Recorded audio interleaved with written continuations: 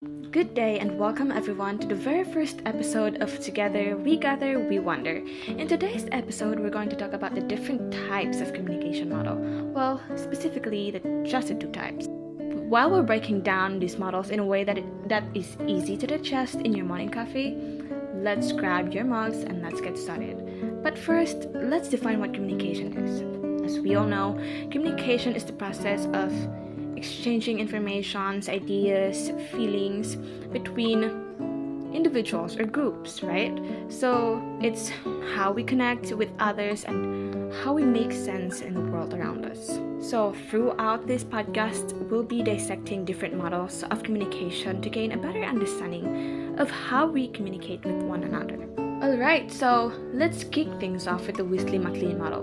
But before we start, we have here our guest, Mr. Bakur, who will tell us and help us about understanding of these two communication models. So, Mr. Bakur, can you please tell us who proposed these models, please? The Weasley-MacLean model was developed by Bruce Wesley and Malcolm MacLean in 1957.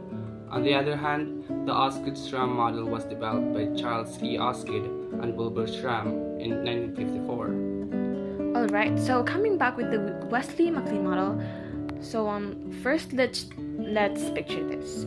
You're in a bustling city, navigating through the streets with ease.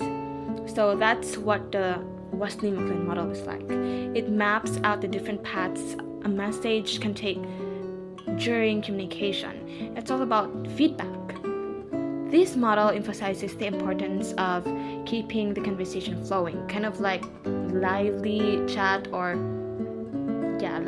your favorite cafe. Absolutely. And just like any city, this model has its perks and its potholes. On the bright side, it's adaptable to various communication scenarios, whether you're having a heart-to-heart with a friend or giving a big presentation.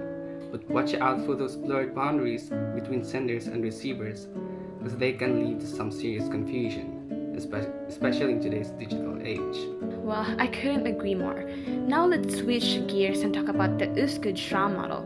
Imagine you're playing a game of catch with a friend. You toss the ball back and forth, each of you taking turns as the sender and receiver. Now that's the essence of the Osgood-Schramm model. It's all about the balance and teamwork. Spot on! Now, this model puts a spotlight on active participation and symmetry in communication. It's like dancing with a partner. You both need to be in sync to create a beautiful routine. Plus, it's a four-stage process. Helps us keep things organized and ensures that everyone's on the same page. But of course, just like any dance, there are bound to be missteps.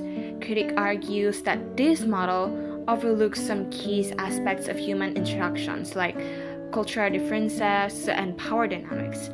And also, of course, let's not forget about those perky barriers like in the environment, which are like the vehicles, dogs barking, birds chirping, whatever.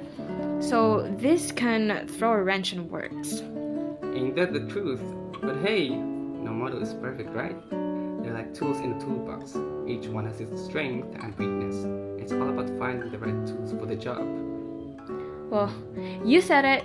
So whether you're navigating the streets of the Wesley-MacLean model or playing catch with the Osgood-Schramm model, remember to keep conversation flowing and the feedback coming, of course. After all, communication is the key to connection. That's a wrap for today, folks. Thanks for tuning in, and we'll catch you on the flip side.